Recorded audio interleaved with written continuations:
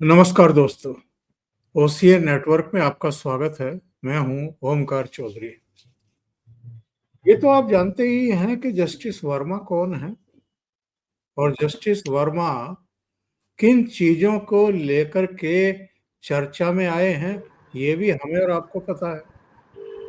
उनके यहाँ नोटों की बोरियां मिली थी और ये भी किसी को पता ना चलता यदि उनके घर में और जहां वो रखे थे वहां आग नहीं लगती। आग लगी तो फायर ब्रिगेड को बुलाना पड़ा। फायर ब्रिगेड आई तो फिर उसने दिल्ली पुलिस को सूचित किया। दिल्ली पुलिस भी वहां पहुंच गई तो पता लगा कि ये तो बहुत बड़ा गुलगपाड़ा है।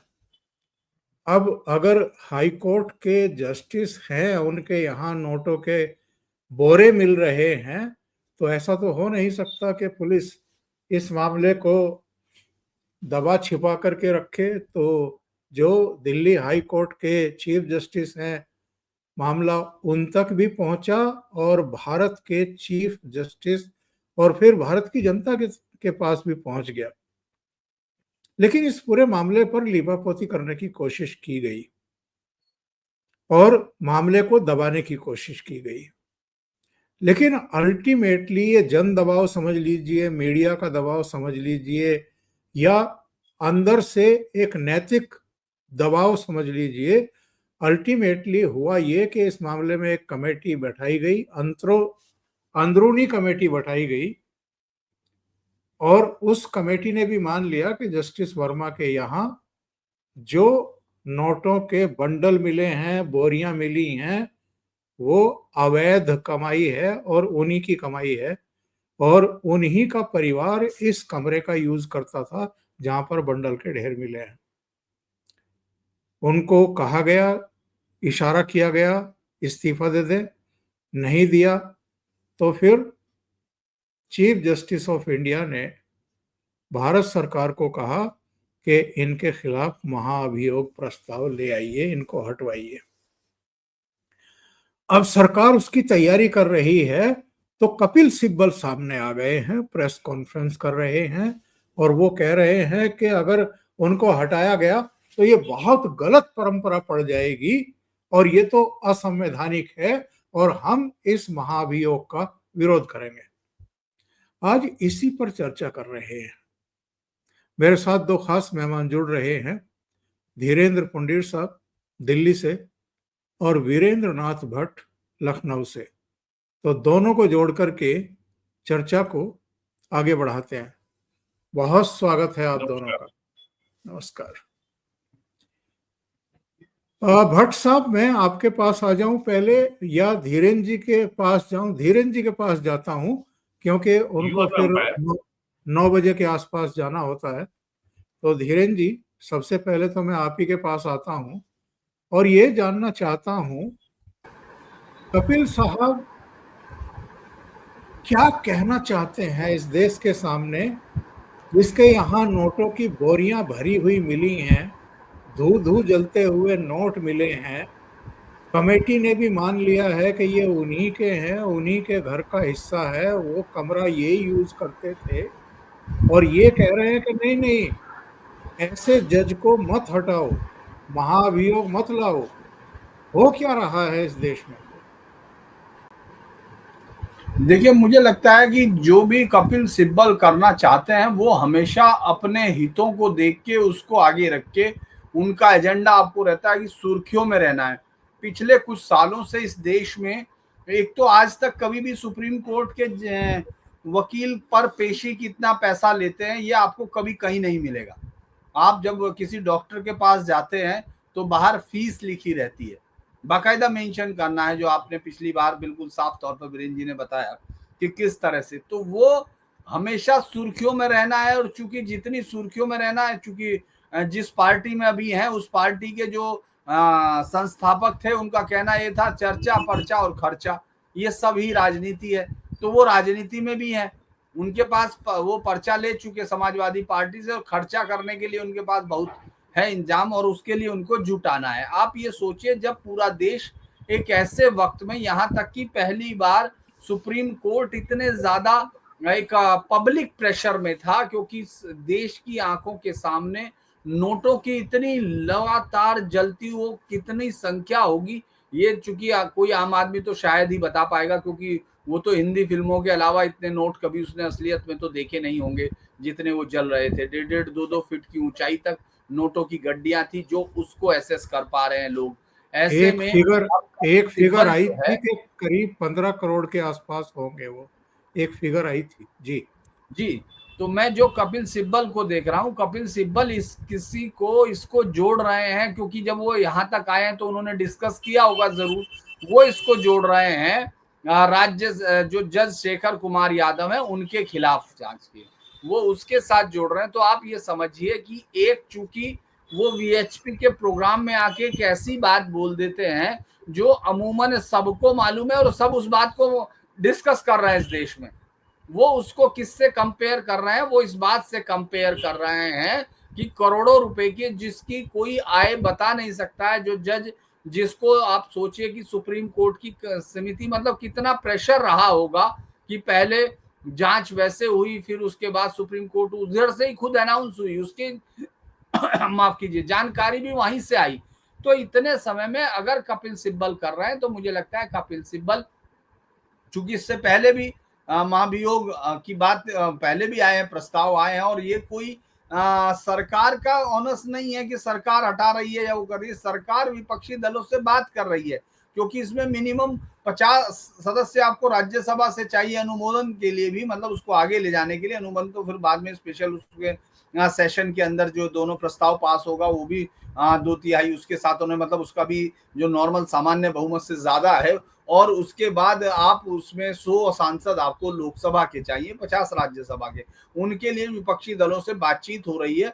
इसके पहले इस तरह का बयान आना, या तो ये सीधे तौर पर है कि वो अपनी जिस पार्टी से अभी उनको टिकट है, ताकत दी गई है, या तो वो उसके प्रति जो एक हम लोग कह रहे हैं तुष्टीकरण की वोटिंग का चुनाव अभी आना है, बिहार चुनाव होना है वहां, और वो शेखर यादव को उसके बरक्स रखे, यानी वैचारिक लड़ाई को करप्शन के साथ जोड़ के पूरे तौर पर बराबरी का मतलब सिर्फ यही होता है, क्योंकि इसके अलावा तो उनका कोई एजेंडा पूरा नहीं होता। क्योंकि वैसे भी उन्होंने, मुझे लगता है कि बहुत सोच के बोला होगा, 1968 का जो जुडिशियल एक्ट है जिसका वो कह रहे हैं, उसके प्रोसेस में ये जाता है। उनका सिर्फ उनका दर्द क्या है ये समझ में नहीं आ रहा, क्योंकि वो तो प्रोसेस ही है कि आपको जब महाभियोग होगा तो आपको इतने लोगों का वो चाहिएगा, इतने लोग सांसद के इतने चाहिएंगे, उसके बाद फिर वो जो है उस पर अगर वो प्रस्ताव सैंक्शन होता है तो फिर एक कमेटी बनेगी, फिर कमेटी फिर रिकमेंड करेगी, फिर वो रिपोर्ट आएगी, फिर राष्ट्रपति के पास, इस तरह से एक लंबा प्रोसेस है और उस प्रोसेस को फॉलो किया जाएगा। पहले से कपिल सिब्बल क्यों कर रहे हैं ये बात अभी तक तो मुझे लगता है कि कयास ही है, वरना तो उनका यशवंत जो भी वो नोट मिले हैं, मुझे तो लगता नहीं कि उनको बदलने के लिए कपिल सिब्बल साहब को दिए जाएंगे, कि जैसे हम लोग बैंक में जब कोई नोट फट जाता है तो 50 पैसे में देने जाते हैं उसको 1 रुपए के या 40 पैसे में। मुझे लगता है कपिल सिब्बल साहब को नोट तो नहीं मिल रहे हैं, लेकिन वो ये राजनीति को जब वो शेखर यादव के साथ, शेखर कुमार यादव के साथ बराबर करते हैं, तो लगता है कि वो एक खास एजेंडे के साथ और तुष्टीकरण का जो एक बड़ा एजेंडा है जो बिहार चुनाव पे शुरू होगा, उसके लिए मुझे लगता है कि वो कर रहे हैं। जी सर, एक प्रश्न आपसे और कर लेता हूं, उसके बाद फिर भट्ट साहब के पास जाता हूं। भ्रष्टाचार के खिलाफ लड़ाई में वैसे भी हमारे देश में एकजुटता जरा कमी देखने को मिलती है। जितनी मुहिम मोदी सरकार ने शुरू की, विमुद्रीकरण हो, जीएसटी लाना हो, या उनकी पहली ही सरकार से भ्रष्टाचारियों के यहाँ जो आईटी के, सीबीआई के, ईडी के छापे हों, उनको लेकर के जिस तरीके से राजनीतिक आरोप तराशी का काम हुआ और ये सब नाटक नौटंकी चली, यहाँ तक कि जब नेशनल हेरल्ड केस में सोनिया गांधी और राहुल गांधी से 5 दौर की राहुल गांधी से और 3 दौर की सोनिया गांधी से ईडी ने बुला करके पूछताछ की, तो उसको भी एक राजनीतिक इशू बना दिया गया। तो ऐसे में भ्रष्टाचार के खिलाफ लड़ना, सबको एकजुट करना कितना मुश्किल आपको ये टास्क दिखाई देता है धीरेन्द्र जी? देखिए, भ्रष्टाचार का इशू अगर आप देखेंगे आपकी राजनीति में भी, एक बार जब 1987 में वीपी सिंह पार्टी से निकलते हैं, बोफोर्स घोटाले को लेकर आते हैं, तब ऐसा लग रहा था कि इस देश में करप्शन पर सरकारें बनाई और गिराई जा सकती हैं। लेकिन उसके बाद आपने देखा उसके अंदर जो जूतों में दाल बटी, गांव में जो कहा जाता है, आपने वो जूतों में दाल बटते हुए खुद देखा। और जो 75 की क्रांति से जो लोग जेपी की क्रांति के लोगों को याद रखते हैं, मुझे मालूम, जो भी मेरा एक अपना मत है कि उस क्रांति से निकले हुए लोग, शरद यादव, लालू यादव, मुलायम सिंह और ये तमाम जितने भी लोग अलग अलग पार्टियों के, चाहे वो तमाम जगह से निकले, उनके ऊपर जितने आरोप उन पर लगे, उससे उसको ही मतलब ये तो कह पाना कि कोई करप्शन पर वोट देता है, ये तो बड़ा अजीब सा लगा। शायद इसी वजह से आप देखिए कि जब 2011 में एक अन्ना आंदोलन खड़ा होता है, तब भी एक बार लगा कि ये देश करप्शन पर सवाल करना शुरू करता है। तो आपने देखा जल्दी ये केजरीवाल को समझ में आ गया था कि करप्शन पर यहाँ वोट नहीं मिलता, अगर वोट के साथ आप वहां करप्शन उनके साथ कर सको, यानी आप पैसे खुद मतदाताओं को ही खिला दो। एक नायाब तरीका उन्होंने निकाला कि अगर आप मतदाताओं को ही घूस दे दें अप्रत्यक्ष तौर पर,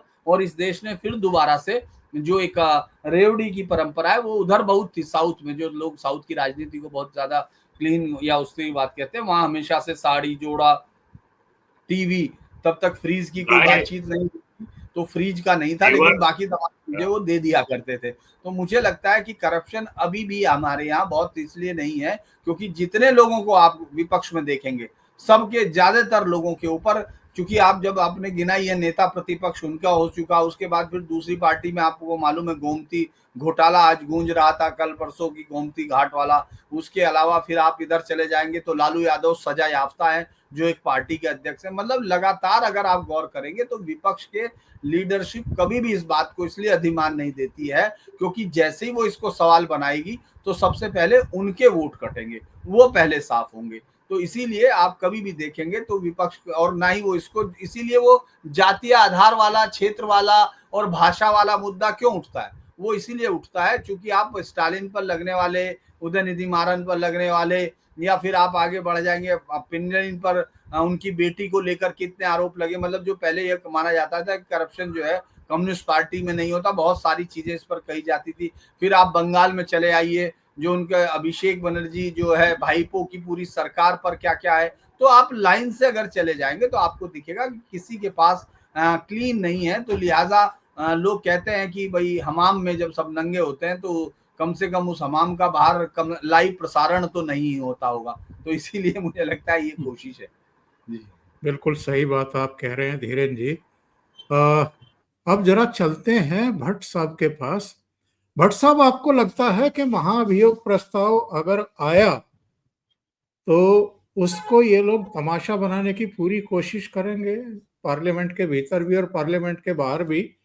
और नंबर दो, जस्टिस शेखर यादव पर जिस तरीके से ये लोग निशाना साधने की कोशिश कर रहे हैं, क्या कोई तुलना हो सकती है? उन्होंने एक शब्द का प्रयोग किया था, कठमुल्ला। तो ये शब्द ऐसा कौन सा असंसदीय या असंवैधानिक है? अभी पिछले कुछ दिन पहले सुप्रीम कोर्ट ने भी उनकी सुनवाई को रद्द कर दिया, खारिज कर दिया कि इसमें हम क्या सुनवाई करें। तो ऐसे में जस्टिस शेखर यादव का मामला सामने लेकर के आना, कहना कि उनके खिलाफ भी महाभियोग प्रस्ताव लेकर के आइए, ये कितना तर्क संगत है या कुतर्कपूर्ण बातें की जा रही हैं? आपको आश्चर्य हो रहा है, मुझे इस पे आश्चर्य हो रहा है। पिछले 11 साल में कौन सा ऐसा मुद्दा है जिसमें कांग्रेस और ये जो जिहादी वामपंथी गठजोड़ है, जिसको कपिल सिब्बल रिप्रेजेंट करते हैं, जब ये सरकार के खिलाफ ना खड़े हुए हों। जिन लोगों ने 2016 में सर्जिकल स्ट्राइक के बाद chief of the army staff के खिलाफ ये आरोप लगा दिया हो कि ये खून की दलाली करता है, तो ये तो बहुत छोटा मामला है। तो इनको जो है, और उसके अलावा जस्टिस वर्मा, इसके बारे में हम लोग पहले भी चर्चा कर चुके हैं, वो अकेले नहीं हैं, वो एक बहुत बड़े समूह, एक बहुत बड़े हित को रिप्रेजेंट करते हैं। और वो अलग बात है कि वो पैसा खाली उन्हीं के इकट्ठा होना तय हुआ होगा, उनके यहाँ पकड़ गया, आग लग गई, तो इसलिए वो आ गए हैं केंद्र बिंदु में। लेकिन ये एक बहुत बड़ा मामला है। तो इसलिए जस्टिस वर्मा मुझे लगता नहीं कि इस्तीफा देंगे, क्योंकि उनको लगता है कि अगर वो इस्तीफा दे देंगे तो फिर तो जो है वो एकदम असहाय हो जाएंगे। और जहां तक ये है कि उनकी पेंशन रुक जाएगी, आई थिंक ये बहुत छोटा मामला है। जिस व्यक्ति के घर में करोड़ों रुपए का लेन देन हर महीने हो रहा हो और 15-20 करोड़ रुपए जल जाएं, तो उसके लिए साल में 25 लाख 30 लाख रुपए की पेंशन क्या मायने रखती है। तो कपिल सिब्बल जो कर रहे हैं, वो जो उनकी चिरपरिचित जो उनकी ख्याति है, अब तक वो जो करते आए हैं, कौन से मुद्दे, और ये आधार का मुद्दा मनमोहन सिंह के जमाने में शुरू हुआ था, यूडीएआई। उनके समय सुप्रीम कोर्ट ने कई बार कहा कि सरकार कानून बनाए। मोदी गवर्नमेंट ने आधार का कानून बनाया तो कांग्रेस सुप्रीम कोर्ट पहुंच गई। कम से कम 11 मामले हैं जहां पे संसद द्वारा पारित अधिनियमों के खिलाफ कांग्रेस सुप्रीम कोर्ट गई है, कभी उसको सफलता नहीं मिली। जीएसटी के खिलाफ भी चले गए थे, जबकि जीएसटी बिल 2005 में लोकसभा में इंट्रोड्यूस हुआ था, 12 साल पार्लियामेंट्री कमेटी के सामने पड़ा रहा, और जब संसदीय समिति में आम सहमति बन गई तब लोकसभा राज्यसभा से ये बिना बहस के पास हो गया था। उसके बावजूद इन्होंने क्या बोला, राहुल गांधी ने, ये गब्बर सिंह टैक्स है, ये गृहस्थी सर्वनाश टैक्स है। तो इनको और 11 साल में जो कांग्रेस है वो बीजेपी से लड़ने का एक पॉलिटिकल इडियम, एक राजनीतिक मुहावरा डेवलप नहीं कर पाई कि इनको लड़ना किस मुद्दे पर है। कि रोज एक नया मुद्दा ले आते हैं, कभी प्राइम मिनिस्टर को गाली देते हैं, लगातार देते हैं गाली, उससे मन नहीं भरता तो प्राइम मिनिस्टर की माता को भी गाली दे देते हैं। उसके ऊपर एफआईआर मामला हरजगन थाने लखनऊ में उसकी हो रही है पवन खेड़ा के खिलाफ। तो जब इनके पास कोई, और मैं इंदिरा गांधी के जमाने में 70 के दशक में सुनता था, जब कांग्रेस के लोग कहते थे कि जो है पॉलिटिकली बैंकरप्ट है, ये दिवालिया, इसके पास कोई मुद्दा नहीं है। आज मैं साक्षात होते हुए देख रहा हूँ, ये 11 साल से कांग्रेस ये नहीं बता पा रही है कि नरेंद्र मोदी ने ऐसा कौन सा काम जो है जो जन विरोध में किया है, जनता के खिलाफ किया है, देश हित के खिलाफ किया है, राष्ट्र हित के खिलाफ किया है, जिससे राष्ट्र की छवि को नुकसान हुआ हो, देश की अर्थव्यवस्था को नुकसान हुआ हो, देश के सामाजिक एकता को नुकसान हो। कौन सा ऐसा काम किया है? ये रोज एक नया मुद्दा गाली के लिए ले आते हैं। तो इसलिए इनके लिए जस्टिस यादव का मामला हो या जस्टिस वर्मा का मामला हो, it's yet another issue for them, कि जिसको लेकर के वो सरकार से लड़ेंगे, आलोचना करेंगे, झूठा प्रोपेगेंडा करेंगे, नरेंद्र मोदी के ऊपर निजी हमले करेंगे, बीजेपी के ऊपर हमले करेंगे, और अगले दिन फिर कोई और नया मुद्दा ले आएंगे। तो इनके पास कोई कंसिस्टेंट पॉलिसी फ्रेमवर्क है ही नहीं कि इनको मोदी से लड़ना किस मुद्दे पे है। धीरेन्द्र जी, मैं जानना चाहता हूं कि पिछले करीब 5-6 महीने से जस्टिस वर्मा हाथ पर हाथ रख करके बैठे हुए हैं। उनके पास कोई कामकाज है नहीं। उन्होंने इलाहाबाद जाकर के, प्रयागराज जाकर के फिर शपथ ले ली, केवल ट्रांसफर हुआ है, इसके अलावा कोई उनका कुछ नहीं बिगाड़ पाया। क्या समय आ गया है जब न्यायिक सुधारों की तरफ सरकार को तेजी से बढ़ना चाहिए? और सरकार की लिमिटेशंस क्या हैं? वो बढ़ भी सकती है या नहीं बढ़ सकती है? देखिए, सरकार को जिस तरह से मैंने देखा है कि बहुत सारी चीजें अच्छी हुई हैं, लेकिन बहुत सारी चीजें ऐसी दिखाई देती हैं कि सरकार बहुत सारे मसलों को लेकर समय का इंतजार करती है, उपयुक्त समय का इंतजार करती है, फिर निकाल के लाती है। चाहे हम वक्फ की एक्ट की बात करें या फिर किसान कार्ड जो हुआ था, लॉज हुए थे, वो सब पे उसी तरह मुझे लगता है कि सरकार ने जब एनजेएनसी पर जिस तरह से कोशिश की थी, और उसके बाद जब वो उनको मजबूरी में वापस लेना पड़ा था, वो मसला उनके पास नहीं पास करा पाई है तमाम चीजें, और कोर्ट ने उसको जैसे स्टक डाउन किया था, तो मुझे लगता है उसके बाद सरकार ने उस तरफ सोचना शायद उस वक्त बंद कर दिया था। लेकिन अब जनता का दबाव है, अब जनता चाहती है। दरअसल इस देश की जनता सुप्रीम कोर्ट और कोर्टों, हाई कोर्ट्स को लेकर इस समय बहुत ही ज्यादा, अगर ये कहें कि सबसे ज्यादा लो स्थिति में उनकी रेपुटेशन है, तो यही वो समय है जब सरकार को पूरी ताकत के साथ आगे बढ़ना चाहिए और उसको एक ऐसे सिस्टम को ध्वस्त करना चाहिए। पूरी दुनिया का यूनिक सिस्टम है जो वो खुद ही तय करते हैं कि कौन बनेगा। उनके परिवार मतलब आप समझिए, आप रोज पॉलिटिशियंस को कोसते हैं कि इनका बेटा ये बन गया, इनका वो ये बन गया, वंशवाद। लेकिन जहां सिर्फ आजादी के बाद आज तक लगभग 246 फैमिलियों के अलावा कोई सुप्रीम कोर्ट में पहुंच ही नहीं रहा है। अगर आप देखेंगे डाटा आमतौर पर वो दिखता है कि जो कॉमनलिटी है उसमें वो सीधे तौर पर दिखता है कि इससे कम लोग वहां पहुंच ही नहीं रहे हैं। तो आप इसको क्या कहेंगे? आप उसको, जो तमाम दुनिया की आप बातें बता रहे हैं, आपके पास इस तरह के पूरे आपस में, आपने एक बार बाहर आके सभा भी कर चुके हो आप, जो chief justice, working chief justice थे, उनके खिलाफ आप लोगों ने वो किया, और बाद में जब दूसरे उन्हीं में से एक ने फैसला दिया तो उनके खिलाफ खड़े हो गए। तो दरअसल ये इस समय पॉलिटिकल मोटिवेटेड जो लाइन है, जो इकोसिस्टम लेफ्ट का है, उन सब ने जो अभी तक कोर्ट्स वोट्स पर बहुत ज्यादा, और ये वो एक और तरीका है, ये उसको बनाए रखने का एक तरीका है। मुझे लगता है कि अभी जो जस्टिस सूर्यकांत है उन पर जिस तरह के हमले हो रहे हैं, जो आने से पहले ही जिस तरह से शुरू हुआ, और खासतौर से लेफ्ट ओरिएंटेड जो तमाम लोग हैं वो हमले कर रहे हैं, तो मुझे लगता है कि अब इसमें सरकार को आना चाहिए और सरकार को एक नए लॉ की तरफ जाना चाहिए जिसमें जुडिशियल अकाउंटेबिलिटी ज्यादा फिक्स होनी चाहिए। क्योंकि मैं आपको पर्सनल एग्जांपल मैं दे सकता हूं, आज ही कोर्ट में एक बच्ची की जमानत हुई है। वो पंजाब पुलिस उसको यहाँ से 3 दिन पहले नॉन बेलेबल, 5 या 6 दिन पहले नॉन बेलेबल पर ले गई, और उसके खिलाफ अपराध क्या था कि साहब उसने ठगी की है उस बच्ची ने। मैं इसलिए कह रहा हूं कि आप ये सोचिए कोर्ट में आप कितने मजबूर हो जाते हैं। क्या है, क्योंकि आपको वो केस याद ही है, पनोली वाला, सरमस्टी वाला। ये मैं बता रहा हूं कि उसको लेके गई उठा के पुलिस, और कारण क्या था आप सोचिए। कोर्ट में कह रहा है कि इनके पास सबूत क्या है, जज पूछ रही है, तो वो बता रहे हैं कि साहब इनका फोटो उसमें है। तो उसने कहा लड़की ने कि भाई मेरे तो सारे सोशल मीडिया पे फोटो ही फोटो, मैं तो आज तक इस शहर में नहीं आई, इस राज्य में नहीं आई, मैं जानती नहीं, मेरे कॉल रिकॉर्ड में और कोई चीज नहीं है। सिर्फ जिसने अभियुक्त ने किया है, जो है, उसने उनकी फोटो उठाई और उस पर लगा दी, बस। इस पर वो तब से पुलिस का रिमांड दिया गया, फिर रिमांड के बाद भी पुलिस नहीं बता पाई कि कोई सबूत नहीं है, उसके बाद जुडिशियल भेज दिया गया।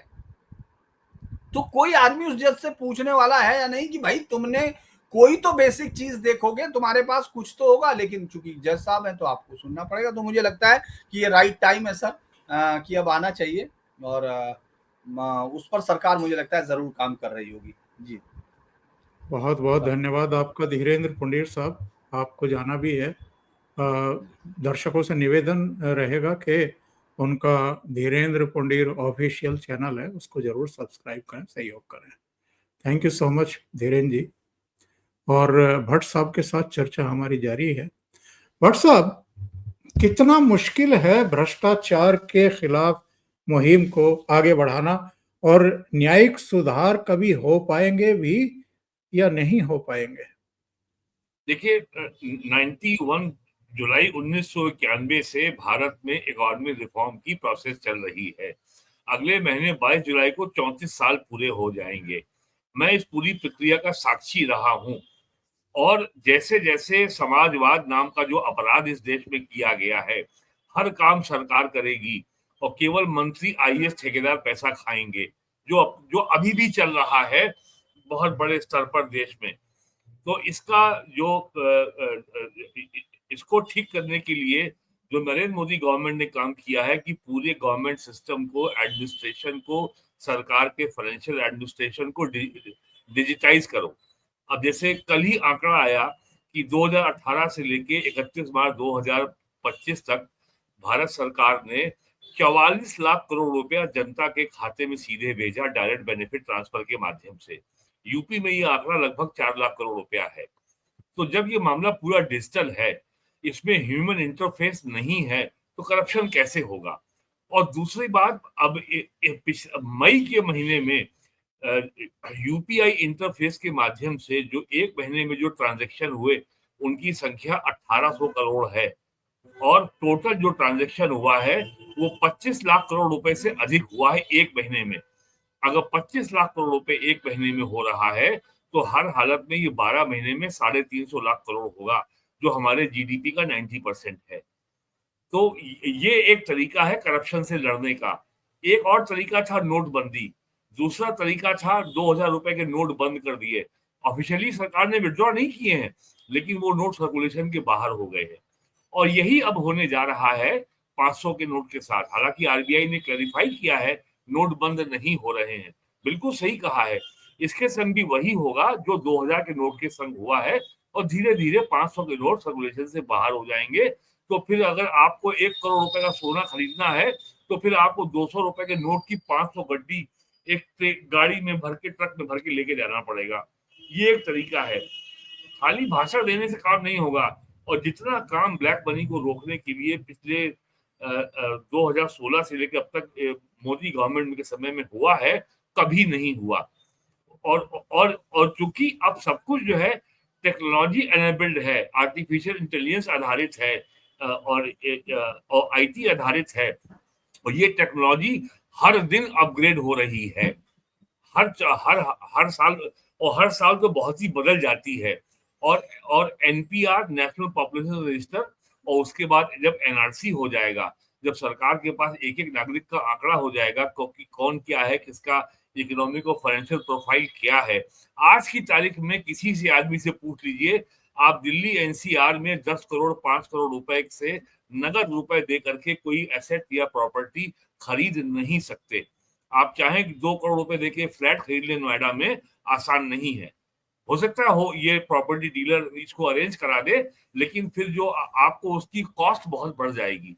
अगर वो फ्लैट 2 करोड़ का है तो आपकी लागत फिर 3 करोड़ रुपए आएगी, समझ लीजिए।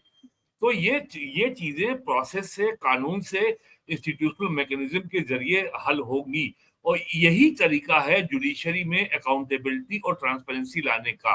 और मैंने आपसे पिछले प्रोग्राम में भी कहा था, जस्टिस वर्मा के लिए सरकार कोई हल्का काम नहीं करेगी। सरकार इसमें कोई पॉलिटिकल माइलेज लेने का काम नहीं करेगी। कपिल सिब्बल ने अभी, सरकार ने अपनी मंशा स्पष्ट नहीं की है, लेकिन उन्होंने अभी से पॉलिटिकल लाभ उठाने का काम शुरू कर दिया है। और कांग्रेस जो है तात्कालिक पॉलिटिकल लाभ के आगे सोच ही नहीं पाती। ऑपरेशन सिंदूर की तैयारी 10 साल से चल रही थी, क्या किसी को पता था? आज पूरी दुनिया जान गई कि डीआरडीओ क्या है और आईएसआरओ क्या है।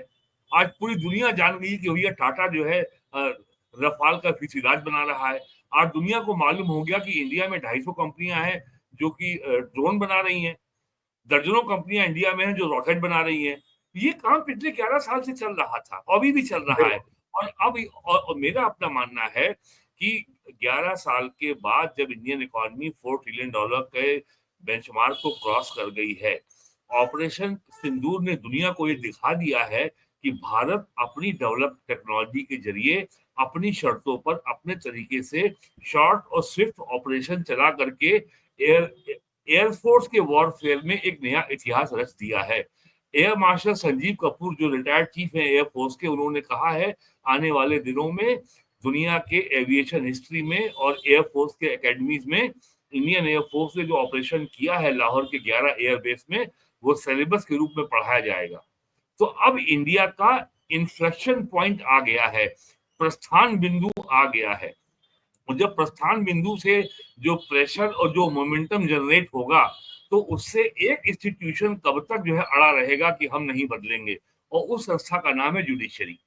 और जुडिशरी के ना बदलने से, जुडिशरी के रिफॉर्म ना होने से भारत के आर्थिक विकास में बहुत बाधा आ रही है।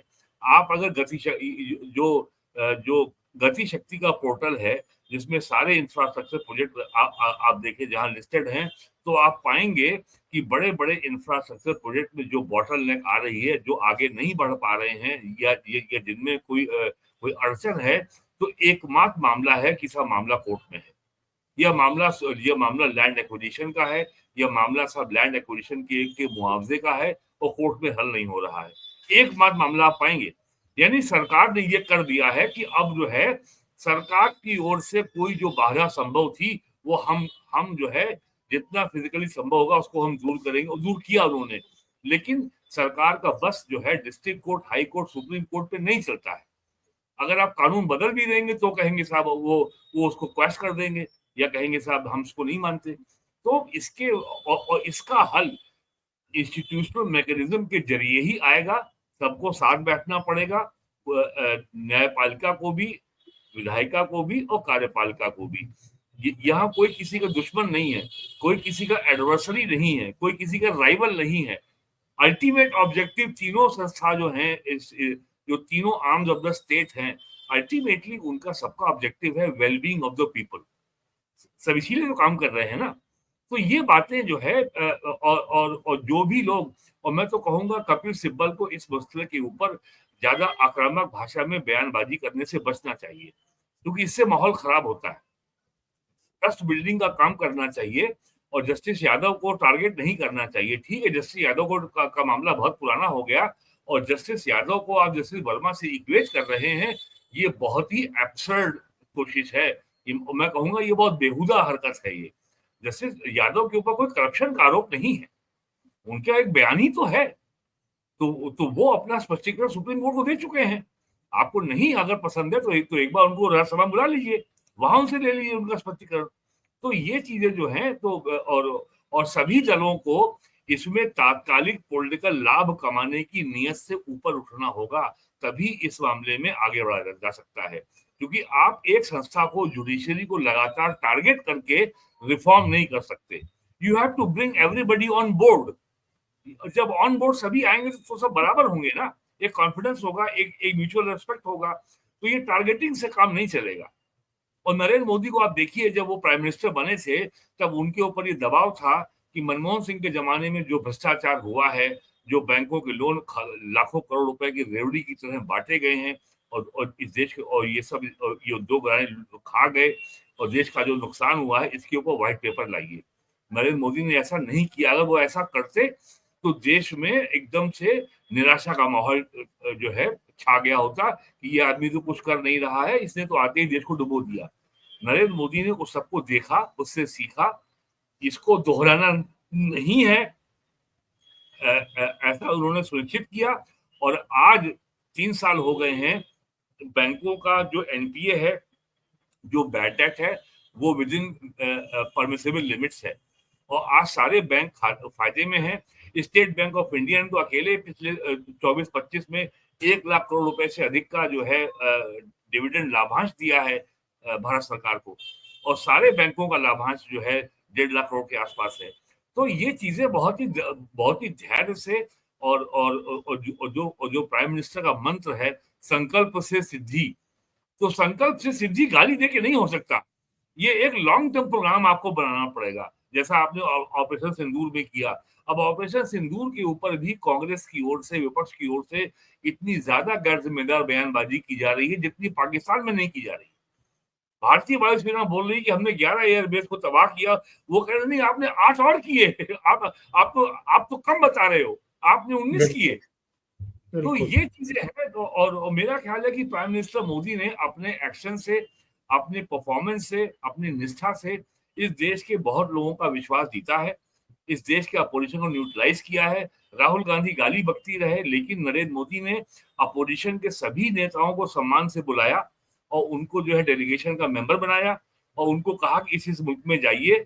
और कांग्रेस के सभी नेताओं ने बहुत ही जिम्मेदारी से व्यवहार किया, वो चाहे सलमान खुर्शीद हो, शशि थरूर हो, आनंद शर्मा हो, या हैदराबाद के असदुद्दीन ओवैसी हो, मनीष तिवारी, या मनीष तिवारी हो, या डीएमके की कानिमोजी हो।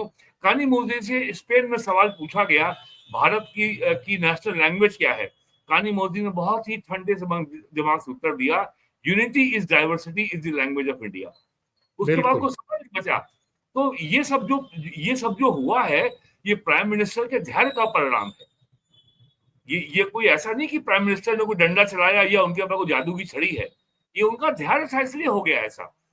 तो मेरा मानना है कि जुडिशरी में भी जो रिफॉर्म्स आने, हमको एक दूसरे के प्रति कटु भाषा और अटैकिंग लैंग्वेज से बचना चाहिए। और जो अल्टीमेट गोल है कि wellbeing of the people, that should be on top of our agenda. और कपिल सिब्बल इस बात का पालन बिल्कुल भी नहीं कर रहे हैं। भट्ट साहब, बहुत ही बेहतरीन टिप्पणियां आपने की हैं और निश्चित रूप से न्यायिक सुधार नहीं हो पा रहे हैं, ये अपने आप में एक बड़ा प्रश्न चिन्ह है और देश के विकास में एक बड़ी बाधा बन गया है। बहुत बहुत धन्यवाद आपका जुड़ने के लिए और महत्वपूर्ण मुद्दे पर चर्चा करने के लिए, और धीरेन्द्र पुंडीर जी का भी बहुत धन्यवाद, बहुत बहुत धन्यवाद। Thank you so much. नमस्कार।